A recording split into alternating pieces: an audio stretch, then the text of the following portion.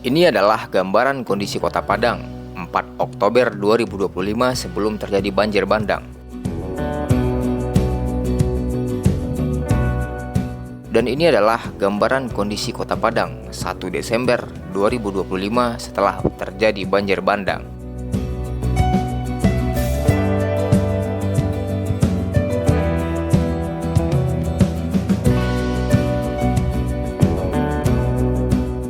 Yang berwarna biru terang adalah batas daerah aliran sungai, yang selanjutnya disingkat DAS. DAS merupakan suatu wilayah daratan yang merupakan satu kesatuan dengan sungai dan anak sungainya, yang berfungsi menampung, menyimpan, dan mengalirkan air yang berasal dari curah hujan ke danau atau ke laut secara alami. Daerah yang terdapat banjir bandang beberapa waktu lalu adalah kawasan DAS air dingin yang sungainya kita kenal dengan Lubuk Minturun, hilirnya di Muara Penjalinan atau Pasir Putih.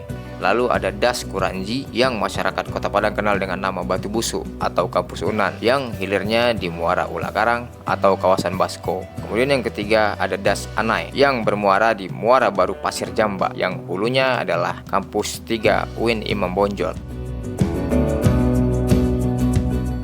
Ini adalah batas kawasan hutan negara. Yang berwarna hijau adalah batas kawasan hutan lindung, dan yang berwarna ungu adalah batas kawasan Suaka Marga Satwa.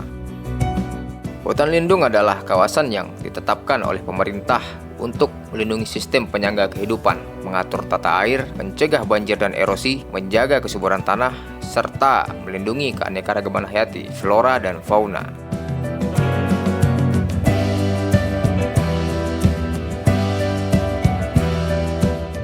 Yang berwarna merah adalah area terdampak banjir bandang beberapa waktu lalu. Ini bisa berdampak lebih luas apabila tidak segera ditangani.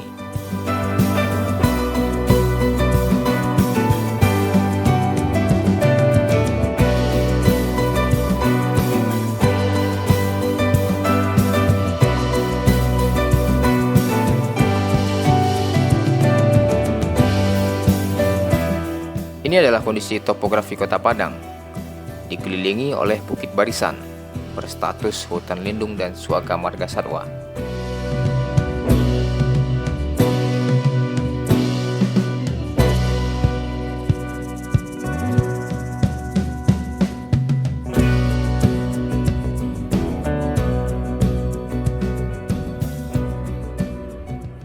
Mari kita lihat perbandingan sebelum dan sesudah banjir bandang.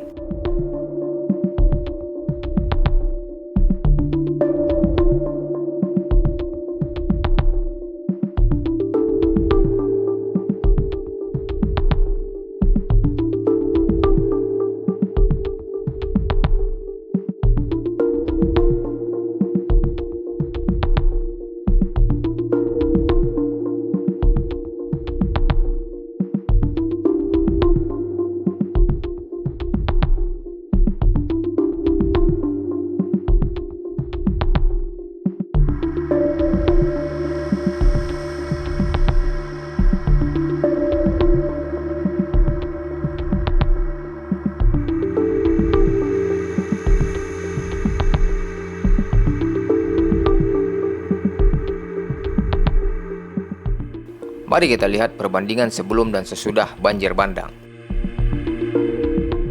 Ini adalah DAS Kuranji, Muara Ulakarang, kawasan Basko.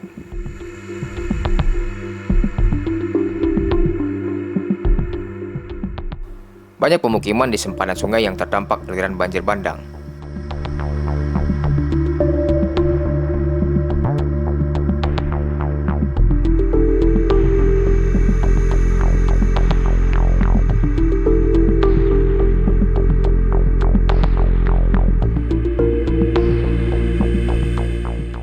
Dan ini adalah kawasan hutan yang telah mengalami pergerakan tanah atau tanah longsor parah.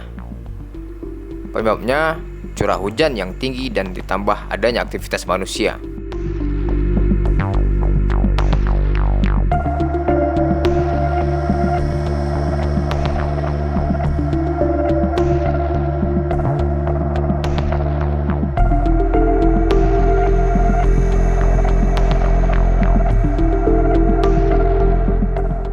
Ini merupakan kawasan hulu sungai. Kondisinya sangat terjal dan membutuhkan akar pohon yang sangat kuat untuk mengikat tanah.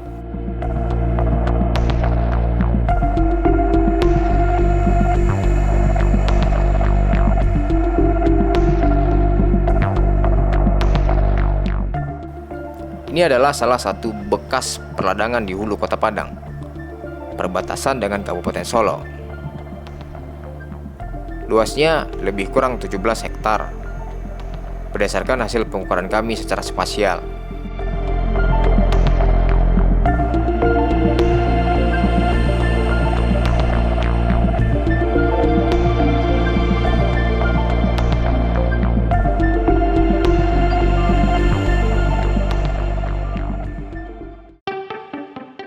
Yang ini berada hanya 900 meter dari hulu Kota Padang. Ini gambar satelit 2022, belum lagi 2025. Kami membutuhkan biaya besar untuk membeli gambar citra satelit terkini Covantor di Amerika Serikat.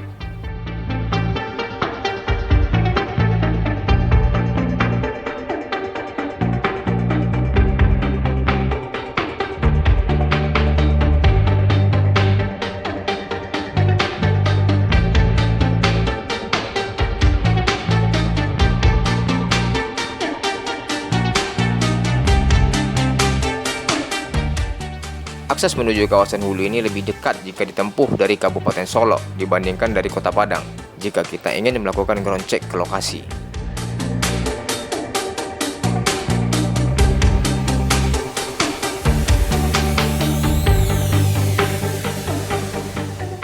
Ini adalah das air dingin, muara penjalinan.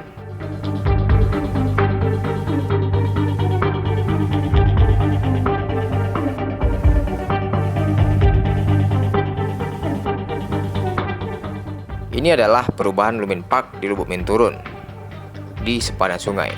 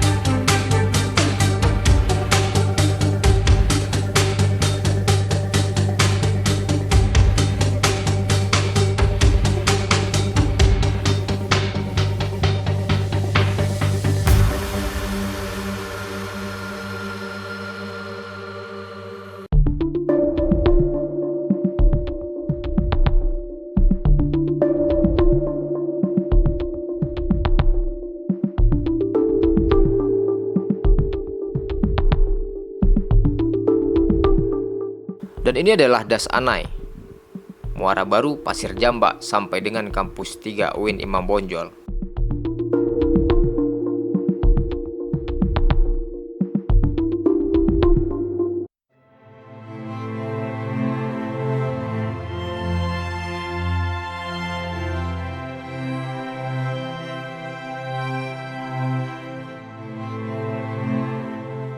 Jika ini terus dibiarkan, maka areal terdepatnya akan semakin meluas. Saat kemarau, sungai-sungai akan kekeringan. Saat hujan deras di hulu, debit air sungai akan sangat tinggi dan menyebabkan banjir bandang kembali. Salah satu kesimpulan yang bisa kita ambil adalah, dengan teknologi GIS, semua kegiatan yang berhubungan dengan bentuk bentang alam terpantau 24 jam oleh satelit. Teknologi ini milik negara maju tentunya. Kita bisa memetakan dengan detail apa, kapan, di mana, dan berapa luasnya. Keputusan kembali di diri kita. Ingin menuntut menindak tegas para pelaku perambahan illegal farming dan illegal logging ini atau tidak. Namun, sebelum itu, kita juga harus ingat, para pelaku, mereka adalah masyarakat biasa, pekerja, pengambil kayu, petani seperti kita. Mungkin di baliknya ada pengusaha. Dan juga pemerintah sebagai badan yang menjalankan kekuasaan dan wewenang mengatur kehidupan bernegara, itu juga berasal dari rakyat itu sendiri. Kita hanya kebetulan tidak berada di posisi tersebut, tidak memiliki peluang melakukan perambahan hutan, sehingga mengambil hak orang lain untuk hidup tenang, bebas dari banjir. Tapi, banyak dari kita merampas orang lain dengan cara yang berbeda. Kita yang di perkotaan, biasa menerobos lampu merah, membangun bangunan permanen di bahu jalan, membuat tanggul jalan tanpa izin, menaruh bandar dagangan di badan jalan, berdagang di trotoar, memilih membuang sampah ke sungai daripada membayar iuran sampah bulanan, merusak dan mencuri fasilitas umum, dan masih banyak perampasan hak orang lain yang dilakukan sebagian besar rakyat di negara kita. Kita menghakimi orang lain hanya karena dosa tersebut tidak kita lakukan. Jadi, akan seperti apa kehidupan kita di masa depan?